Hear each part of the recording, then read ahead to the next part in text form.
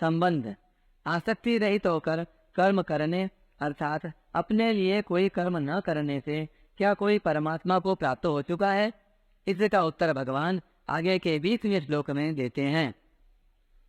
कर्मणैव हि संसिद्धे मास्तिता जनकादयः लोकसंग्रहमेवापि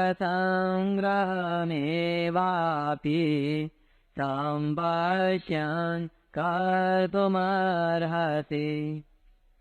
राजा जनक जैसे अनेक महापुरुष भी कर्म के द्वारा ही परम सिद्धि को प्राप्त हुए हैं। इसलिए लोक संग्रह को देखते हुए भी तो निष्काम भाव से कर्म करने के योग्य है। व्याख्या। कर्मणैव हि संसिद्धे मास्तिता जनकादयः। आदि पद प्रवृत्ति यानी आरंभ तथा प्रकार दोनों का वाचक माना जाता है। यदि यहाँ आए आदि पद को प्रवृत्ति का वाचक माना जाए तो जनकादयः पद का अर्थ होगा जिनके आदि यानी आरंभ में राजा जनक हैं, अर्थात राजा जनक तथा उनके बाद में होने वाले महापुरुष। परंतु यहाँ ऐसा अर्थ मानना ठीक नहीं प्रतीत होता, क्योंकि राजा जनक से पहले भी अनेक महापुरुष कर्मों के द्वारा परम सिद्धि को प्राप्त हो चुके थे, जैसे सूर्य, वैवस्वत मनु, राजा इक्ष्वाकु आदि। इसलिए यहाँ आदि पद को प्रकार का वाचक मानना ही उचित है, जिसके अनुसार जनकादयः पद का अर्थ है राजा जनक जैसे गृहस्थाश्रम में रहकर निष्काम भाव से सब कर्म करते हुए परम सिद्धि को प्राप्त हुए महापुरुष जो राजा जनक से पहले तथा बाद में आज तक हो चुके हैं। कर्मयोग बहुत पुरातन योग है, जिसके द्वारा राजा जनक जैसे अनेक महापुरुष परमात्मा को प्राप्त हो चुके हैं। अतः वर्तमान में तथा भविष्य में भी यदि कोई कर्मयोग के द्वारा परमात्मा को प्राप्त करना चाहे तो उसे चाहिए कि वह मिली हुई प्राकृत वस्तुओं को यानी शरीर आदि को कभी अपनी और अपने लिए न माने, कारण कि वास्तव में वे अपनी और अपने लिए है ही नहीं, प्रत्युत संसार की और संसार के लिए ही हैं। इस वास्तविकता को मानकर संसार से मिली वस्तुओं को संसार की ही सेवा में लगा देने से सुगमता पूर्वक संसार से संबंध विच्छेद होकर परमात्मा प्राप्ति हो जाती है। इसलिए कर्मयोग परमात्मा प्राप्ति का सुगम, श्रेष्ठ और स्वतंत्र साधन है, इसमें कोई संदेह नहीं। यहाँ कर्मणा एवं पदों का संबंध पूर्व श्लोक के असत्तो याचरण कर्म पदों से अर्थात आसक्ति रहित होकर कर्म करने से है, क्योंकि आसक्ति रहित होकर कर्म करने से ही मनुष्य कर्म बंधन से मुक्त होता है, केवल कर्म करने से नहीं। केवल कर्म करने से तो प्राणी बंधता है। कर्मणा बध्यते जंतु। गीता की यह शैली है कि भगवान पीछे के श्लोक में वर्णित विषय की मुख्य बात को, जो साधकों के लिए विशेष उपयोगी होती है, संक्षेप से आगे के श्लोक में पुनः कह देते हैं। जैसे पीछे के 19वें श्लोक में आसक्ति रहित होकर कर्म करने की आज्ञा देकर इस 20वें श्लोक में उसी बात को संक्षेप से कर्मणा एव पदों से कहते हैं।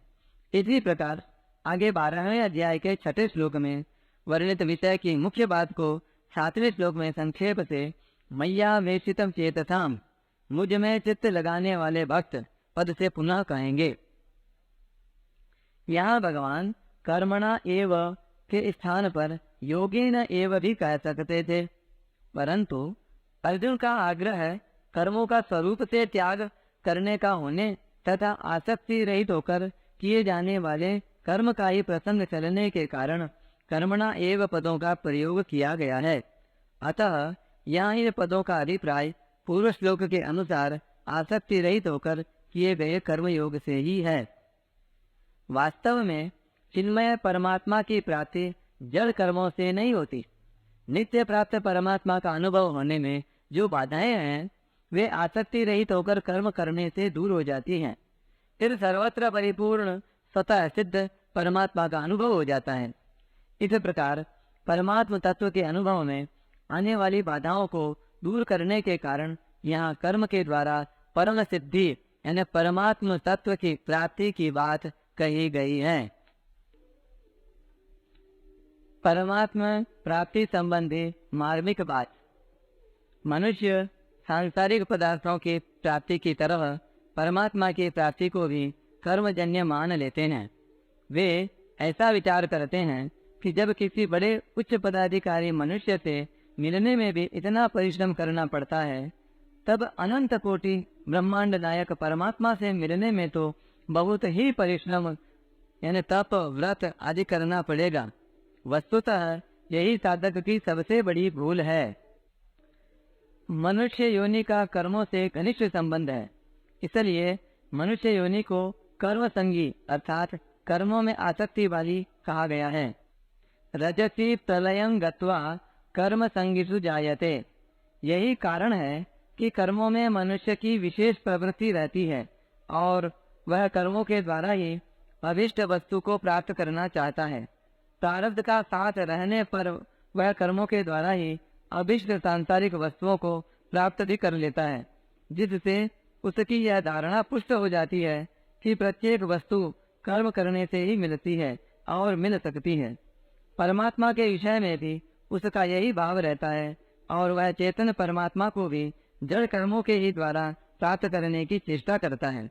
परंतु वास्तविकता यही है कि परमात्मा की प्राप्ति कर्मों के द्वारा नहीं होती। इस विषय को बहुत गंभीरता पूर्वक समझना चाहिए। कर्मों से नाशवान वस्तु यानी संसार की प्राप्ति होती है, अविनाशी वस्तु की यानी परमात्मा की नहीं, क्योंकि संपूर्ण कर्म नाशवान यानी शरीर, इंद्रियां, मन आदि के संबंध से ही होते हैं, जबकि परमात्मा की प्राप्ति नाशवान से सर्वथा संबंध विच्छेद होने पर होती है। प्रत्येक कर्म का आरंभ और अंत होता है, इसलिए कर्म के फल रूप प्राप्त होने वाली वस्तु भी उत्पन्न और नष्ट होने वाली होती है। कर्मों के द्वारा उसी वस्तु की प्राप्ति होती है जो देश, काल आदि की दृष्टि से दूर यानी अप्राप्त हो। सांसारिक वस्तु एक देश, काल आदि में रहने वाली, उत्पन्न और नष्ट होने वाली एवं प्रतिक्षण बदलने वाली है, अतः उसकी प्राप्ति कर्म साध्य है। परंतु परमात्मा सब देश, काल, वस्तु, व्यक्ति आदि ने परिपूर्ण यानी नित्य प्राप्त एवं उत्पत्ति, विनाश और परिवर्तन से सर्वथा रहित हैं। टिप्पणी। देश काल दिश विदिशम माही, कहु सो कहाँ जहाँ प्रभु नाही। अतः उनकी प्राप्ति स्वतः सिद्ध है, कर्म साध्य नहीं। यही कारण है कि सांसारिक पदार्थों की प्राप्ति चिंतन से नहीं होती, जबकि परमात्मा की प्राप्ति में चिंतन मुख्य है। चिंतन से वही वस्तु प्राप्त हो सकती है जो समीप से समीप हो। वास्तव में देखा जाए तो परमात्मा की प्राप्ति चिंतन रूप क्रिया से भी नहीं होती। परमात्मा का चिंतन करने की सार्थकता दूसरे संसार के चिंतन का त्याग कराने में ही है। संसार का चिंतन सर्वथा छूटते ही नित्य प्राप्त परमात्मा का अनुभव हो जाता है। सर्वव्यापी परमात्मा की हमसे दूरी है ही नहीं और हो सकती भी नहीं। जिससे हम अपनी दूरी नहीं मानते, उस मैंपन से भी परमात्मा अत्यंत समीप है। मैंपन तो परिच्छिन्न यानी एक देशीय है, पर परमात्मा परिच्छिन्न नहीं है। ऐसे अत्यंत समीपस्थ नित्य प्राप्त परमात्मा का अनुभव करने के लिए सांसारिक वस्तुओं की प्राप्ति के समान तर्क तथा युक्तियां लगाना अपने आप को धोखा देना ही है। सांसारिक वस्तु की प्राप्ति इच्छा मात्र से नहीं होती, परंतु परमात्मा की प्राप्ति उत्कट अभिलाषा मात्र से हो जाती है। इस उत्कट अभिलाषा के जागृत होने में सांसारिक भोग और संग्रह की इच्छा ही बाधक है, दूसरा कोई बाधक है ही नहीं। यदि परमात्मा प्राप्ति की उत्कट अभिलाषा अभी जागृत हो जाए तो अभी ही परमात्मा का अनुभव हो जाए। मनुष्य जीवन का उद्देश्य कर्म करना और उसका फल भोगना नहीं है। सांसारिक भोग और संग्रह की इच्छा के त्याग पूर्वक परमात्मा प्राप्ति की उत्कट अभिलाषा तभी जागृत हो सकती है जब साधक के जीवन भर का एक ही उद्देश्य परमात्मा प्राप्ति करना हो जाए। परमात्मा को प्राप्त करने के अतिरिक्त अन्य किसी भी कार्य का कोई महत्व न रहे। वास्तव में परमात्मा प्राप्ति के अतिरिक्त मनुष्य जीवन का अन्य कोई प्रयोजन है ही नहीं। जरूरत केवल इस प्रयोजन या उद्देश्य को पहचान कर इसे पूरा करने की ही है। यहाँ उद्देश्य और फलेच्छा दोनों में भेद समझ लेना आवश्यक है। नित्य परमात्मा तत्व को प्राप्त करने का नाम उद्देश्य होता है और अनित्य उत्पत्ति विनाशशील पदार्थों को प्राप्त करने की फलेच्छा होती है। उद्देश्य तो पूरा होता है पर फलेच्छा मिटने वाली होती है। स्वरूप बोध और भगवत प्राप्ति ये दोनों उद्देश्य हैं, फल नहीं। उद्देश्य की प्राप्ति के लिए किया गया कर्म सकाम नहीं कहलाता। इसलिए निष्काम पुरुष कर्मयोगी के सभी कर्म उद्देश्य को लेकर होते हैं, फलेच्छा को लेकर नहीं। कर्मयोग में कर्मों से यानी जड़ता से संबंध विच्छेद का उद्देश्य रखकर शास्त्र विहित शुभ कर्म किए जाते हैं। सकाम पुरुष फल की इच्छा रखकर अपने लिए कर्म करता है और कर्मयोगी फल की इच्छा का त्याग करके दूसरों के लिए कर्म सेवा करता है। कर्म ही फल रूप से परिणत होता है। अतः फल का संबंध कर्म से होता है, उद्देश्य का संबंध कर्म से नहीं होता। निष्काम भाव पूर्वक केवल दूसरों के हित के लिए कर्म करने से परमात्मा दूर है, यह धारणा दूर हो जाती है। लोक संग्रह मेवापि संपश्यन कर्तुमर्हसि। लोक शब्द के 3 अर्थ होते हैं, मनुष्य लोक, आदि लोक, और दूसरा उन लोकों में रहने वाले प्राणी, और तीसरा शास्त्र यानी वेदों के अतिरिक्त सब शास्त्र। मनुष्य लोक की उसमें रहने वाले प्राणियों की और शास्त्रों की मर्यादा के अनुसार समस्त आचरणों का यानी जीवनचर्या मात्र का होना लोक संग्रह है। लोक संग्रह का तात्पर्य है लोक मर्यादा सुरक्षित रखने के लिए लोगों को असत से विमुख करके सत्य के सम्मुख करने के लिए निस्वार्थ भाव पूर्वक कर्म करना। इसको गीता में यज्ञार्थ कर्म के नाम से भी कहा गया है। अपने आचरणों एवं वचनों से लोगों को असत से विमुख करके सत्य के सम्मुख कर देना बहुत बड़ी सेवा है, क्योंकि सत्य के सम्मुख होने से लोगों का सुधार एवं उद्धार हो जाता है। लोगों को दिखाने के लिए अपने कर्तव्य का पालन करना लोक संग्रह नहीं है। कोई देखे या न देखे, लोक मर्यादा के अनुसार अपने अपने वर्ण, आश्रम, संप्रदाय आदि के अनुसार कर्तव्य का पालन करने से लोक संग्रह स्वतः होता है। कोई भी कर्तव्य कर्म छोटा या बड़ा नहीं होता। छोटा से छोटा और बड़ा से बड़ा कर्म कर्तव्य मात्र समझकर सेवा भाव से करने पर समान ही है।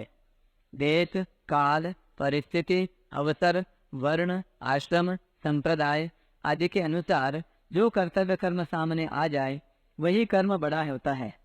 कर्म के स्वरूप और फल की दृष्टि से ही कर्म छोटा या बड़ा, घोर या सौम्य प्रतीत होता है। टिप्पणी: उदाहरणार्थ, कर्म के स्वरूप की दृष्टि से झाड़ू लगाना छोटा कर्म और व्याख्यान देना बड़ा कर्म प्रतीत होता है, एवं कर्म फल की दृष्टि से कम दान करने का कम पुण्य और अधिक दान करने का अधिक पुण्य प्रतीत होता है। फलेच्छा का त्याग करने पर सभी कर्म उद्देश्य की सिद्धि करने वाले हो जाते हैं। अतः जड़ता से संबंध विच्छेद करने में छोटे बड़े सभी कर्म समान हैं। किसी भी मनुष्य का जीवन दूसरों की सहायता के बिना नहीं चल सकता। शरीर माता पिता से मिलता है और विद्या, योग्यता, शिक्षा आदि गुरुजनों से मिलती है। जो अन्न ग्रहण करते हैं वह दूसरों के द्वारा उत्पन्न किया गया होता है। जो वस्त्र पहनते हैं वे दूसरों के द्वारा बनाए गए होते हैं। जिस मकान में रहते हैं उसका निर्माण दूसरों के द्वारा किया गया होता है। जिस सड़क पर चलते हैं वह दूसरों के द्वारा बनाई गई होती है, आदि आदि। इस प्रकार प्रत्येक मनुष्य का जीवन निर्वाह दूसरों के आश्रित है। अतः हरेक मनुष्य पर दूसरों का ऋण है, जिसे उतारने के लिए यथाशक्ति दूसरों की निस्वार्थ भाव से सेवा यानी हित करना आवश्यक है। अपने कहलाने वाले शरीर आदि संपूर्ण सांसारिक पदार्थों को किंचन मात्र भी अपना और अपने लिए न मानने से मनुष्य ऋण से मुक्त हो जाता है। परिशिष्ट भाव। यहाँ आए कर्मणैव ही संसिद्धि मास्थितः पदों से सिद्ध होता है कि कर्मयोग मुक्ति का स्वतंत्र साधन है।